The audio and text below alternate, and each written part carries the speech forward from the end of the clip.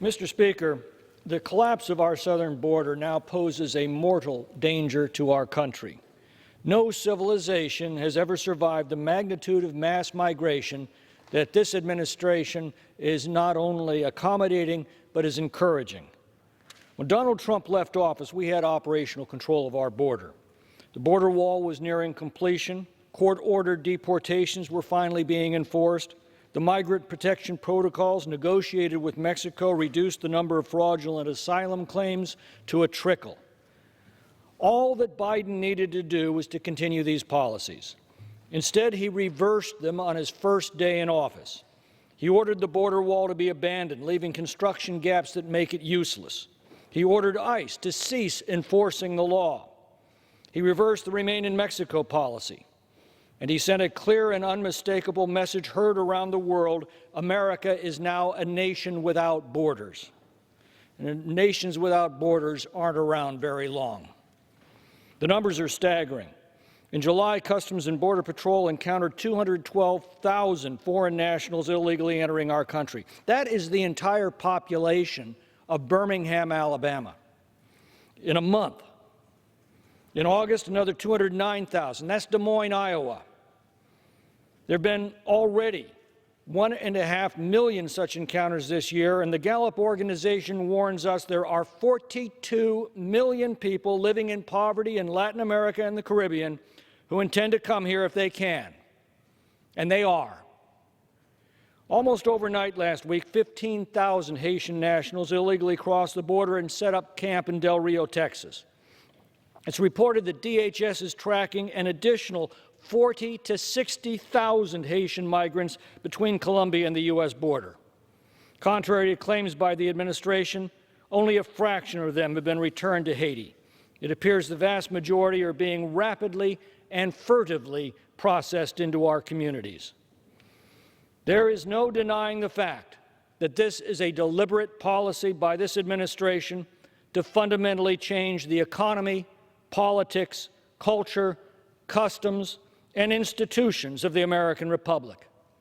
Democrats on the Judiciary Committee just voted to grant amnesty, permanent legal residence, and a fast track to citizenship for between 8 and 10 million foreign nationals who have already illegally entered our country, defied our laws, thumbed their noses at our sovereignty, and are demanding to stay and expecting American taxpayers to continue to support them. 8 to 10 million. We need to understand what that means. 8 million is the entire population, every man, woman, and child living in the states of Alaska, Maine, Delaware, Wyoming, North Dakota, South Dakota, Rhode Island, Montana, and Vermont combined. This at a time when real family earnings are declining, crime is increasing, homelessness is rampant, and mounting debt is killing the American dream of a better future for our children. Is it any wonder our borders are overwhelmed? Ask the migrants why they're coming. Every one of them will tell you it's because of Joe Biden's promise of admission, amnesty, and citizenship. That's why we're seeing this tragic and shocking trafficking of young children. And it's going to continue until we secure our border and start enforcing our immigration laws, which are already among the most liberal in the world.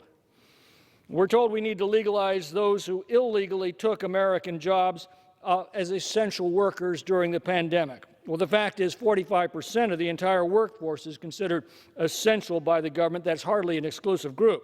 But what the Democrats are really saying is that if you are part of the 55% of Americans they don't consider essential, and you lost your job during their leftist lockdowns, you'll be pushed aside for those who violated our laws, broke the rules, and now compete in the job market that you're trying to get back into, all using your money to do it. Please, someone explain to me, how are American workers helped by flooding the labor market with another wave of illegal immigration? How are our children, who have been robbed of an entire year of their educations, helped by filling their classrooms with non-English-speaking classmates? How are our communities made safer by making it harder to deport criminal illegal aliens and gang members? How are our hospitals made more accessible by overwhelming emergency rooms with illegal immigrants demanding care? Mr. Speaker, people are asking me every day, how could this have happened to our country? And the answer is simple.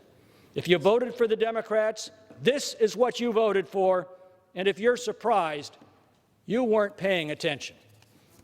I yield back.